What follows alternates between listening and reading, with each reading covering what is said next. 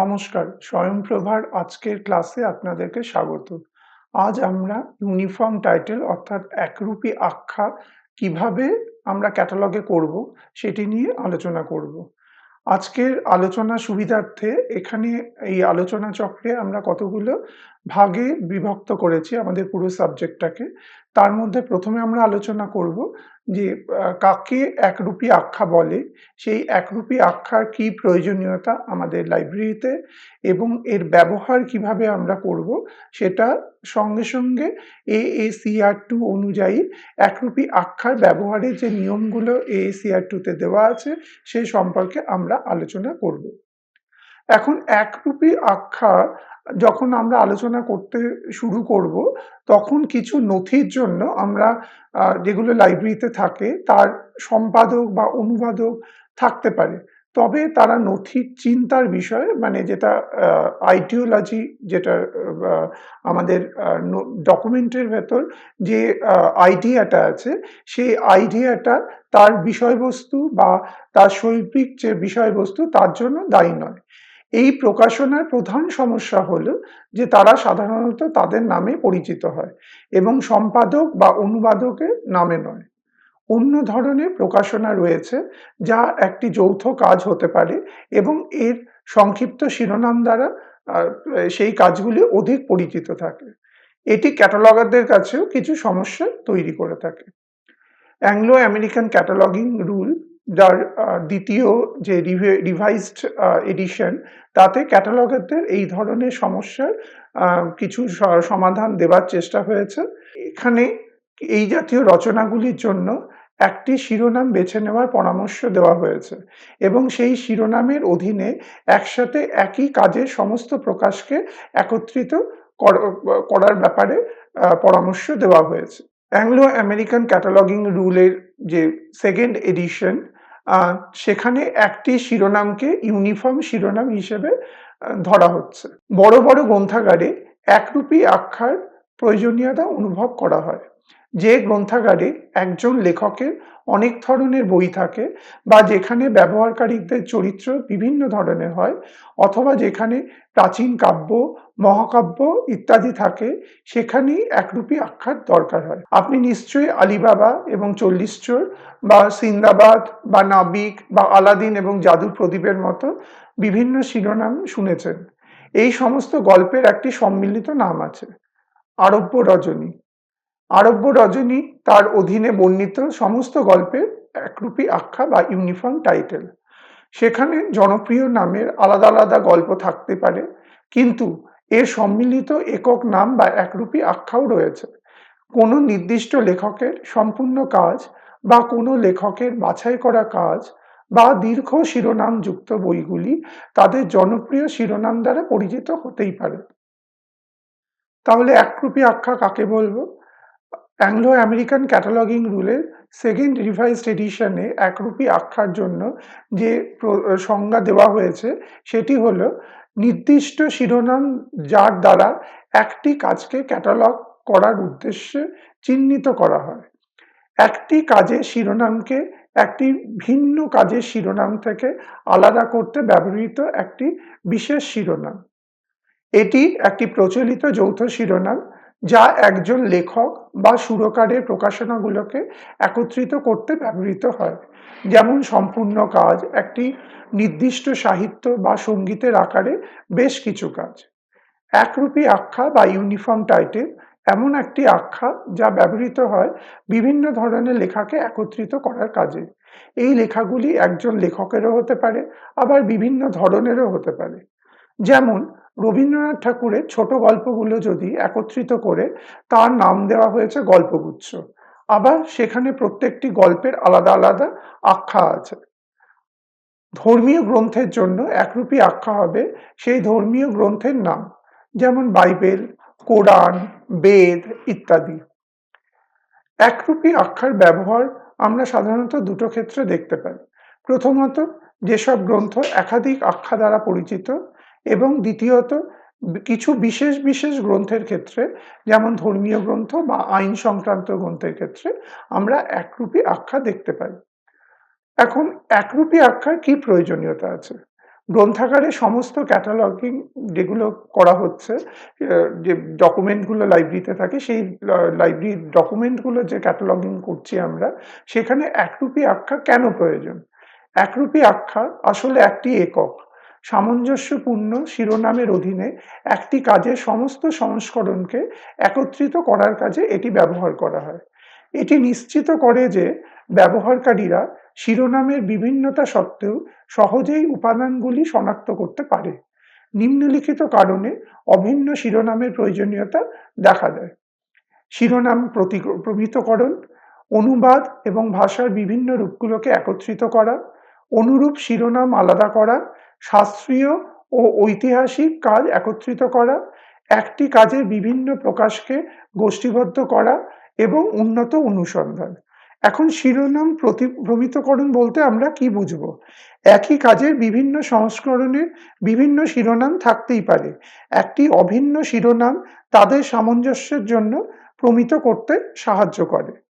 অনুবাদ এবং ভাষার বিভিন্ন রূপগুলোকে একত্রিত করা এবং একাধিক ভাষায় প্রকাশিত কাজের প্রতিটি ভাষায় আলাদা আলাদা শিরোনাম থাকতে পারে। একটি অভিন্ন শিরোনাম একটি শিরোনামের অধীনে সমস্ত অনুবাদকে একত্রিত করে। কিছু কাজের একই বা খুব অনুরূপ শিরোনাম থাকতে পারে, তবে তা বিষয়বস্তু বিভিন্ন হতেই পারে। একটি অভিন্ন শিরোনাম তাদের পার্থক্য করতে সাহায্য করে। শাস্ত্রীয় ও ঐতিহাসিক কাজ বলতে পুরনো কাজ, যেমন শেক্সপিয়ারের নাটক বা বাইবেলের মতো ধর্মীয় গ্রন্থের প্রায় সময়ের সাথে সাথে বিভিন্ন শিরোনাম থাকে। একটি অভিন্ন শিরোনাম নিশ্চিত করে যে তাদের ধারাবাহিকভাবে ক্যাটালগ করা হয়েছে। এক একটি একক কাজ বিভিন্ন ফরম্যাটে, যেমন মুদ্রণ, ডিজিটাল, অডিও ইত্যাদি বিভিন্নভাবে প্রকাশিত হতে পারে, এবং একটি অভিন্ন শিরোনাম তাদের একটি রেকর্ডের অধীনে গোষ্ঠীবদ্ধ করতে সহায়তা করে। উন্নত অনুসন্ধান ব্যবহারকারীদের দক্ষ অনুসন্ধানে সহায়তা করে এবং শিরোনামের ভিন্নতার কারণে বিভ্রান্তি যে তৈরি হয় তা থেকে রোধ করে। একরূপী আখ্যা বিশ্বব্যাপী বিভিন্ন গ্রন্থাগারে ক্যাটালগ সহযোগিতামূলক প্রস্তুতিকরণে সাহায্য করে এবং Anglo American cataloguing rule, resource description and access এবং মার্কের মতো মানদণ্ড সমর্থন করে। এবার একরূপী আখ্যা বিভিন্ন ধরনের হতে পারে। আমরা দেখে নেব সাহিত্য এবং ধর্মের যে ধর্মগ্রন্থগুলো হয় সেক্ষেত্রে একরূপী আখ্যা কিরকম হতে পারে। সাহিত্যের ক্ষেত্রে নানা ধরনের একরূপী আখ্যা হতে পারে। এগুলির মধ্যে উল্লেখযোগ্য হল ওয়ার্কস, মানে যখন কোনো লেখক সমস্ত সাহিত্যিক কর্মগুলোকে বোঝায়। একটি লেখকের সমস্ত সাহিত্যিক কর্ম একত্রিত করে যখন প্রকাশ করা হয়, তখন আমরা এই ওয়ার্কসের আন্ডারে সেই আখ্যাটাকে রাখতে পারি। যেমন শেক্সপিয়ার যদি তার সমগ্র লেখা আমরা একত্রিত করে কোনো বই প্রকাশ করি, তাহলে সেই যে বইটি তার ইউনিফর্ম টাইটেল হবে শেক্সপিয়ার কমা দিয়ে উইলিয়াম লিখে একটা থার্ড ব্র্যাকেট দিয়ে তার মধ্যে ওয়ার্কস কথাটি আমাদের উল্লেখ করতে হবে। দ্বিতীয়টি হলো সিলেকশনস। সিলেকশনস হচ্ছে যদি কোনো লেখকের সাহিত্যিক কর্মের কিছু নির্বাচিত অংশ থাকে, যেমন রবীন্দ্রনাথ টেগোরের কিছু কবিতা নিয়ে যদি আমরা একটা বই বের করি, তাহলে সেটা সিলেকশনস হিসেবে নির্বাচিত হবে। সেক্ষেত্রে আমরা নাম দেব টেগোর কমা রবীন্দ্রনাথ দিয়ে থার্ড ব্র্যাকেটের মধ্যে সিলেকশনস কথাটা লিখতে হবে। একই রকমভাবে পোয়েমস, কোনো কবি সমগ্র কবিতা যে সমগ্র সেগুলোকে বোঝায়। যেমন বিষ্ণুদের যদি কবিতা সমগ্র আমরা নিই, তাহলে সেখানে আমরা শিরোনাম করব দে কমা দিয়ে বিষ্ণু না, এবং তারপর থার্ড ব্র্যাকেটে পোয়েমস কথাটির উল্লেখ করব।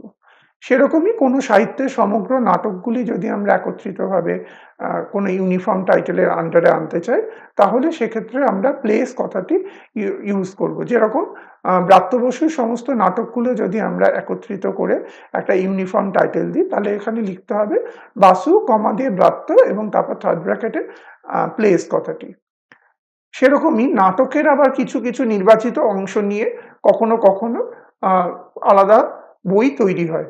সেক্ষেত্রে আমরা তার ইউনিফর্ম টাইটেল হিসেবে দিতে পারি সেই নাটকটি যিনি লিখেছেন সেই প্লেস এবং তারপর একটা ফুল স্টপ দিয়ে সিলেকশন কথাটি লিখতে হবে।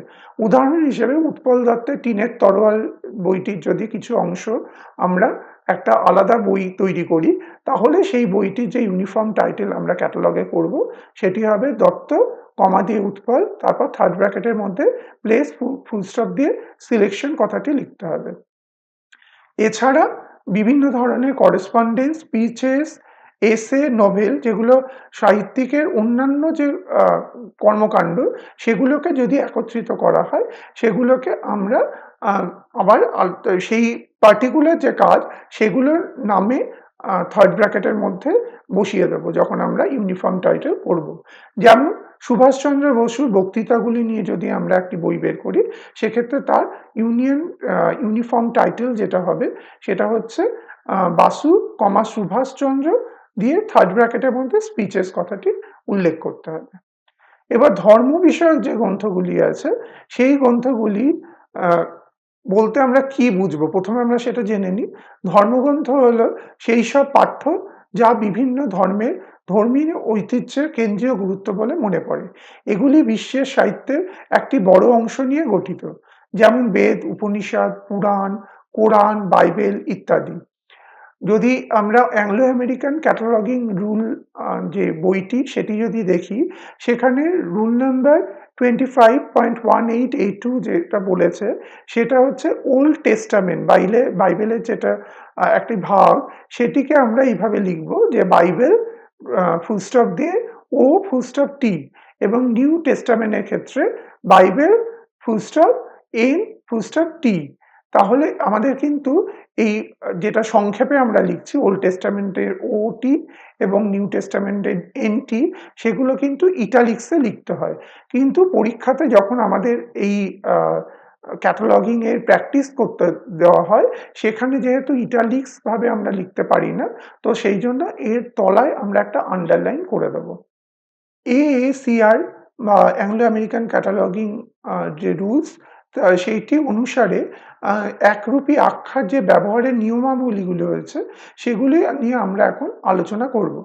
একরূপী আখ্যার উদ্দেশ্য হলো একটি কাজের জন্য সমস্ত ক্যাটালগ এন্ট্রিকে একত্রিত করা।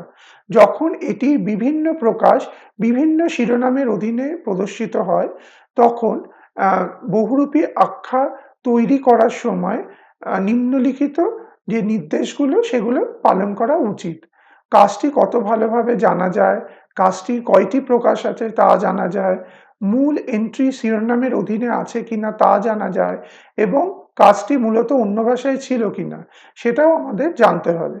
যখন বিভিন্ন শিরোনামের অধীনে কাজের প্রকাশ দেখা যায়, তখন আপনাকে একটি অভিন্ন শিরোনাম হিসেবে যে একরূপী আখ্যা সেটিকে নির্বাচন করতে হবে।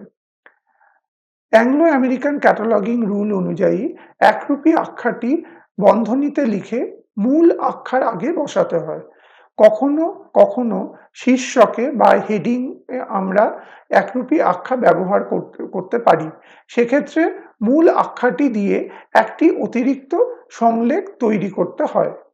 যদি গ্রন্থটি দুটি ভাষায় অনুদিত হয়, তবে দুটি ভাষারই উল্লেখ করতে হবে।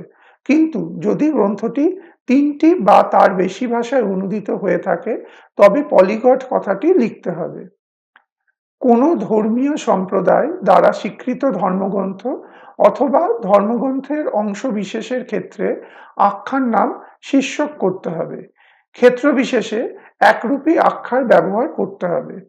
একজন, দুইজন বা তিনজন ব্যক্তি সেই রচনাটির লেখক বা সহযোগী হিসেবে থাকলে সেই ব্যক্তি বা ব্যক্তিদের নাম অতিরিক্ত সংলেখে উল্লেখ করতে হবে। যদি 4 বা তার বেশি সহযোগী ওই রচনার সঙ্গে যুক্ত থাকেন, তাহলে কিন্তু আমরা কোনো অতিরিক্ত সংলেখ হবে না।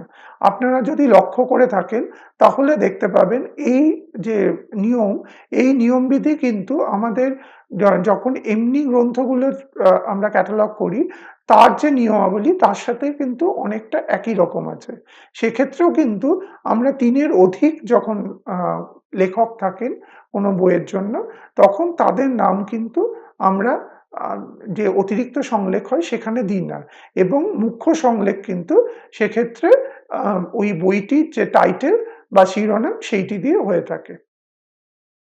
এখন যদি আমরা একটা উদাহরণ নিই এই আ আমাদের একরূপী আখ্যার, সেখানে আমরা কি দেখব? না, বইটির উদাহরণ যেটি নিচ্ছি সেটি বইটি হলো 'life of adventures of Nicholas Nickleby'. এটি চার্লস ডিকেন্সের একটি বই। এখানে আদার ইনফরমেশন আমরা কি দেখতে পাচ্ছি? না, বইটির একটা কল নাম্বার দেওয়া আছে, অ্যাক্সেশন নাম্বার দেওয়া আছে, বইটির ডেট দেওয়া আছে, পেজ নাম্বার দেওয়া আছে এবং বইটির সাইজও দেওয়া আছে এখানে। বিশেষভাবে একটি নোট কিন্তু এখানে উল্লেখ করা আছে। সেখানে বলা হয়েছে এই লেখাটি নিউ অক্সফোর্ড ইলাস্ট্রেটেড ডিকেন্স সিরিজের অন্তর্গত। তাহলে এর বইটির যে মেইন এন্ট্রি হবে সেটি কিরকম হবে একবার দেখে নিই।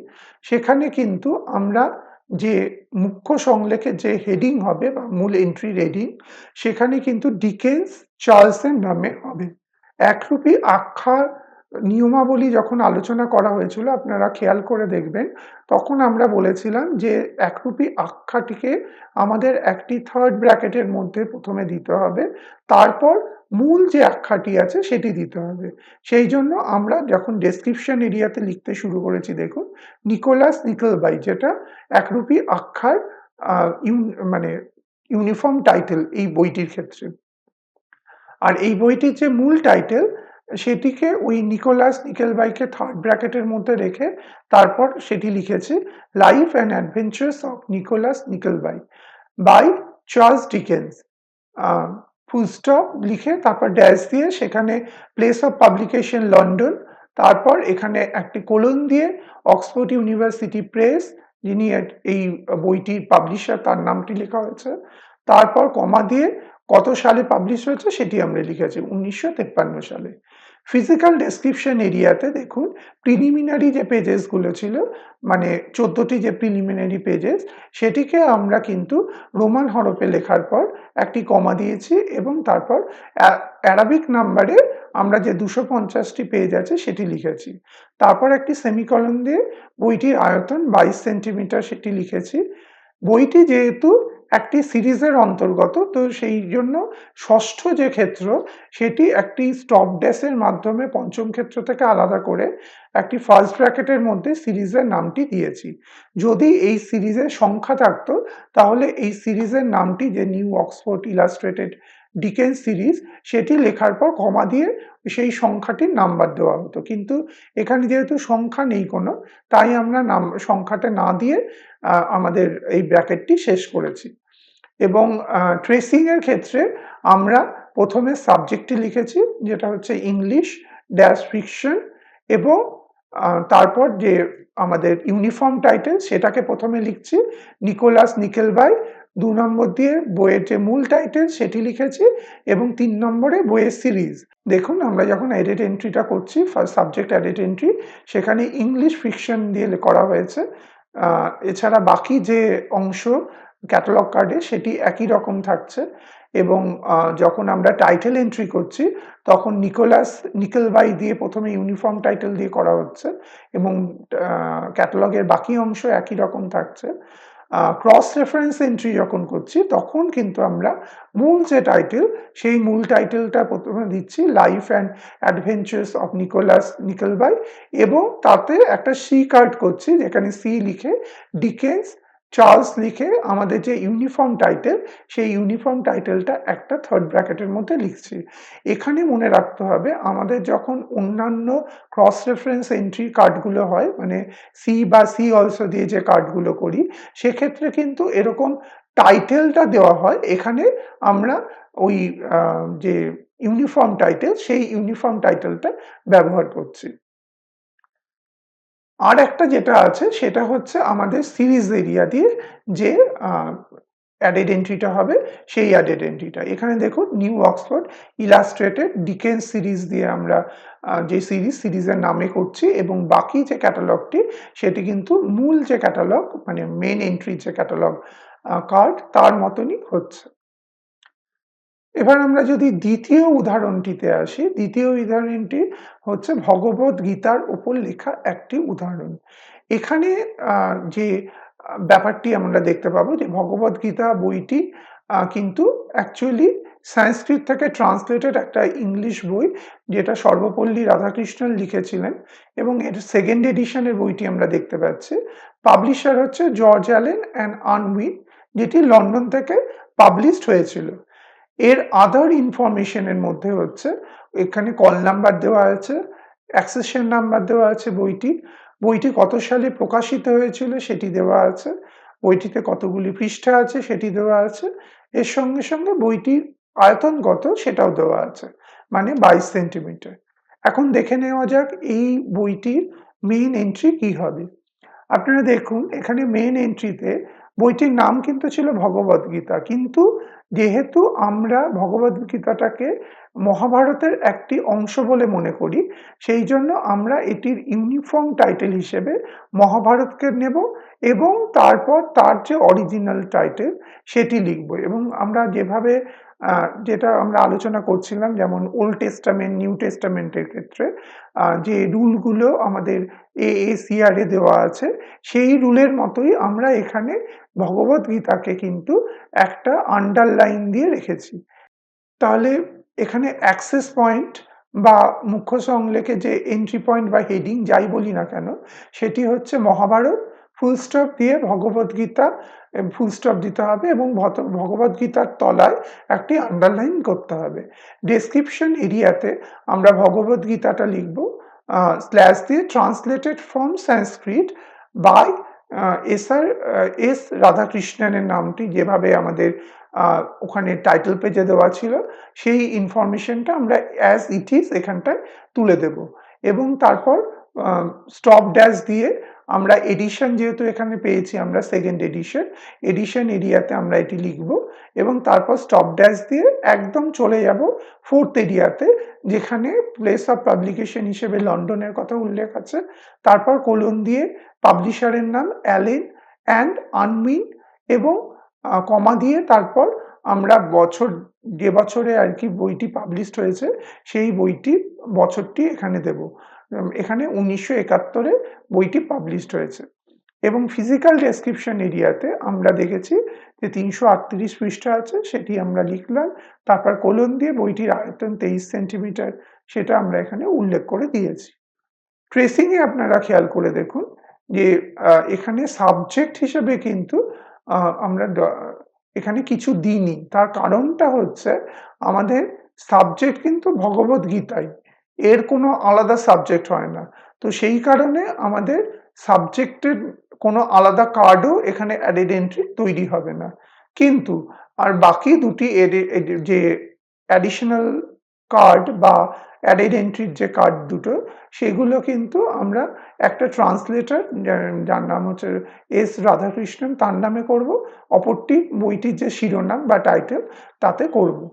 তাহলে দেখে নেওয়া যাক ট্রান্সলেটরের যে অ্যাডেড এন্ট্রি হবে সেটিতে কি লেখা থাকবে। দেখুন এই কার্ডটির মধ্যে আমরা কিন্তু হেডিংয়ে যে ট্রান্সলেটর তার নামটি প্রথমে দিয়েছি মানে রাধাকৃষ্ণন কমা এস ফুল স্টপ, তারপর তার যে ভূমিকা সেই ট্রান্সলেটরের টিআর দিয়ে তলায় একটি আন্ডারলাইন করে দিয়েছি। এটি কিন্তু আমরা যখন শেয়ার্ড রেসপন্সিবিলিটি পড়িয়েছিলাম বা করেছিলাম আমরা প্র্যাকটিস ক্যাটালগে সেক্ষেত্রেও কিন্তু আমরা একইভাবে করেছি, ট্রান্সলেটর বা কম্পাইলার বা এডিটর তাদের নাম দিয়ে যখন আমরা অ্যাডেড এন্ট্রি করি তখন কিন্তু এইভাবেই করে থাকি। তারপর দেখুন এখানে Mahabharata full stop, Bhagavad Gita full stop এবং ভগবদ্গীতার তলায় একটা আন্ডারলাইন করে বাকি যে ডেসক্রিপশন এরিয়াটায় যে যা লেখা দরকার সেটি কিন্তু আমরা মেন এন্ট্রির মতোই লিখব। আচ্ছা, অ্যাডেড এন্ট্রি টাইটেল যখন নিয়ে আমরা কাজ করব, মানে শিরোনাম দিয়ে যখন আমরা অ্যাডেড এন্ট্রি করব, তখন কিন্তু আমরা ভগবদ গীতাটাকেই নেব। আমরা কিন্তু তখন মহাভারতের আন্ডারে ভগবদ্গীতা এইভাবে দেখাবো না। সেইজন্য আমরা ভগবদ গীতার নামটা এখানে দিয়েছি। কিন্তু তারপর আবার এটিকে মেইন এন্ট্রির বাকি যে অংশ সেরকমভাবে এই কার্ডটি প্রস্তুত করব। এবার আমরা যদি আরেকটি উদাহরণ দেখি, মানে আমাদের তৃতীয় উদাহরণ এই ইউনিফর্ম টাইটেল বা একরূপী আখ্যার ক্ষেত্রে, সেক্ষেত্রে দেখব একটি বই যেটা হচ্ছে an introduction to old testament prophets, H E. Freeman এটি লিখেছিলেন। মোডি প্রেস থেকে এটা বেরিয়েছিল, শিকাগোর। তো আদার ইনফরমেশন এর ভেতর আমরা পাচ্ছি কি না, একটা কল নাম্বার দেওয়া আছে, তার সঙ্গে অ্যাক্সেশন নাম্বারও পাওয়া গেছে, এ ডেট অফ পাবলিকেশন যবে বইটি প্রকাশিত হয়েছে সেটিও আমরা পেয়েছি 1968 সালে, এবং এটি কতগুলি পৃষ্ঠা নিয়ে তৈরি সেটিও পেয়েছি।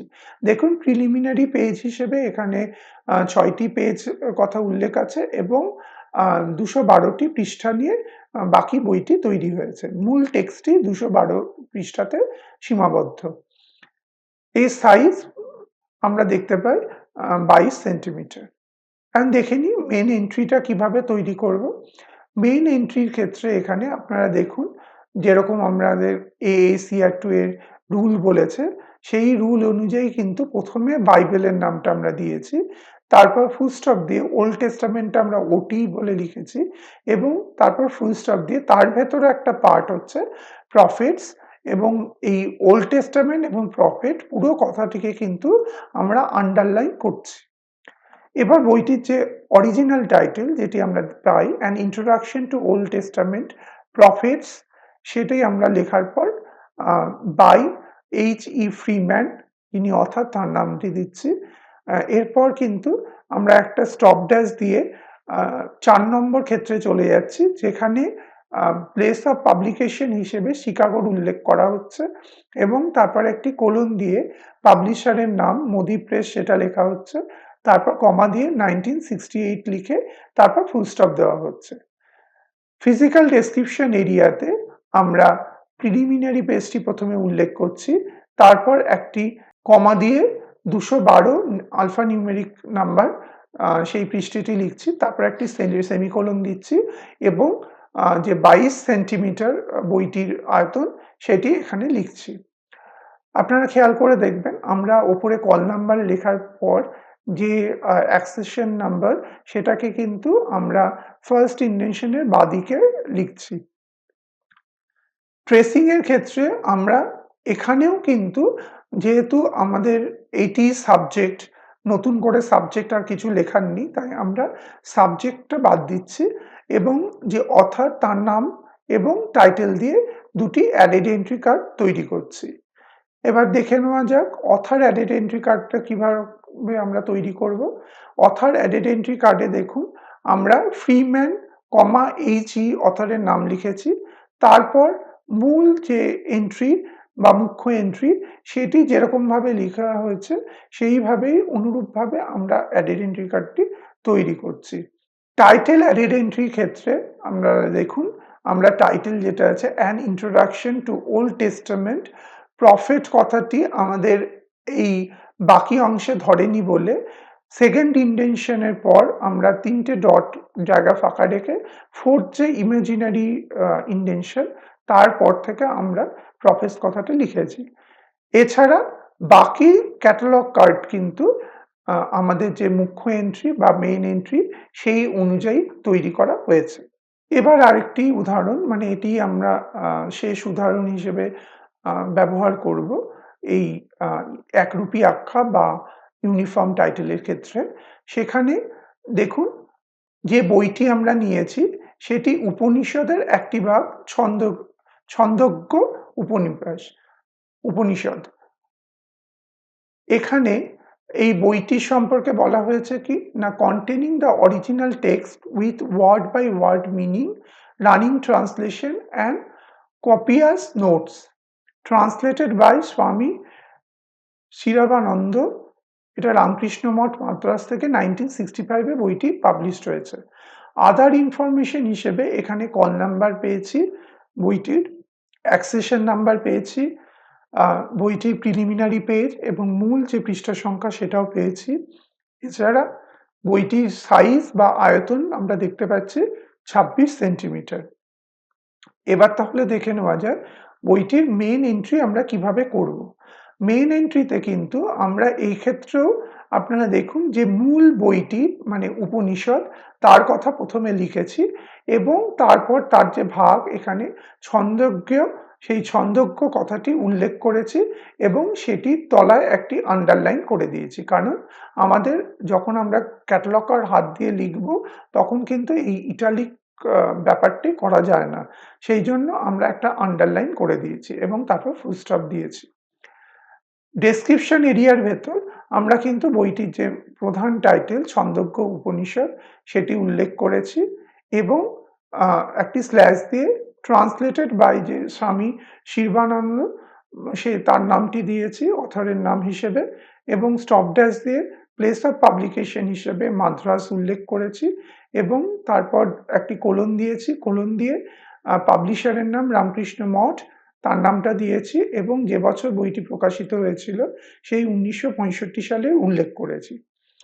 এখানে আপনারা যখন ফিজিক্যাল ডেসক্রিপশন এরিয়াতে যে তথ্যগুলো নথিবদ্ধ করবেন সেখানে আমরা পেজিনেশন বিশেষত প্রিলিমিনারি পেজ যেগুলো সেই 9টি পেজের উল্লেখ করেছি, তারপর কমা দিয়ে আমাদের যে মূল পেজ সেই পেজগুলো 632টি পেজ সেটি আলফা নিউমেরিক ওয়েতে লিখেছি এবং তারপর একটা সেমিকোলন দিয়ে বইটির আয়তন যে 26 সেন্টিমিটার সেটা লিখেছি।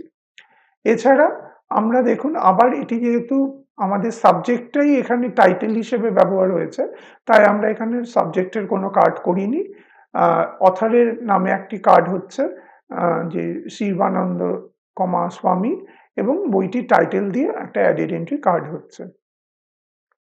এই অ্যাডেড এন্ট্রি যে ট্রান্সলেটর তার নাম দিয়ে যখন করছি তখন কিন্তু শিবানন্দ লিখে আমরা কমা দিয়ে স্বামী লিখে ফুল স্টপ দিচ্ছি এবং তারপর ট্রান্সলেটর মানে তার যে ভূমিকা সেটি আমরা উল্লেখ করছি এবং তার তলায় একটি আন্ডারলাইন করে দিচ্ছি। এছাড়া বাকি যে কার্ডের অংশ সেটি কিন্তু যে মেইন এন্ট্রি বা মুখ্য সংলেখ সেটির মতো হুবহু একই হচ্ছে। আর যেটি আমাদের বাকি থাকলো সেটি হচ্ছে টাইটেল অ্যাডেড এন্ট্রি। সেখানে আমরা কিন্তু যে ছন্দজ্ঞ উপনিষদ সেই টাইটেলটা দিচ্ছি অরিজিনাল এবং বাকি অংশটি আমরা মুখ্য এন্ট্রির মতোই কিন্তু রেখে দিচ্ছি। এই পুরো ব্যাপারটি যখন আমরা আলোচনা করলাম উদাহরণ সহকারে তখন আপনারা নিশ্চয়ই খেয়াল করেছেন যে একরূপী আখ্যার যে ক্যাটালগ করার নিয়মাবলী সেখানে বিশেষত দু ধরনের আমরা দেখতে পেলাম। একটি ক্ষেত্র যেখানে আমরা ক্যাটালগ যখন করব তখন তার শিরোনামটি ইউনিফর্ম টাইটেল দিয়ে হচ্ছে, সেক্ষেত্রে কিন্তু সাবজেক্টই ইউনিফর্ম টাইটেল হচ্ছে, ফলে আর সাবজেক্টের জন্য অ্যাডেড এন্ট্রি কার্ড আমরা করছি না, সেগুলো ধর্মগ্রন্থের ক্ষেত্রে হচ্ছে। কিন্তু যখন কোনো কলেকটিভ লেখা হচ্ছে বিভিন্ন ধরনের লিটারেচারের যখন কালেকশনস থাকছে বা একই লেখকের আন্ডারে যখন তার সমস্ত লেখাগুলোকে একত্রিত করার চেষ্টা করা হচ্ছে তখন কিন্তু আমাদের সাবজেক্ট যে অ্যাডেড এন্ট্রি কার্ড সেটি হবে এবং সেক্ষেত্রে ইউনিফর্ম টাইটেল যেটা আমরা তৈরি করব সেই ইউনিফর্ম টাইটেলটা অরিজিনাল যে টাইটেল থাকবে বা অরিজিনাল শিরোনাম তার আগে একটা থার্ড ব্র্যাকেট দিয়ে বসবে ডেসক্রিপশন এরিয়াতে, সেখানে কিন্তু শীর্ষকে আমরা ইউনিফর্ম টাইটেল দেব না, যেটি ধর্মক্ষেত্রে গ্রন্থের ক্ষেত্রে আমরা করছি। ধন্যবাদ।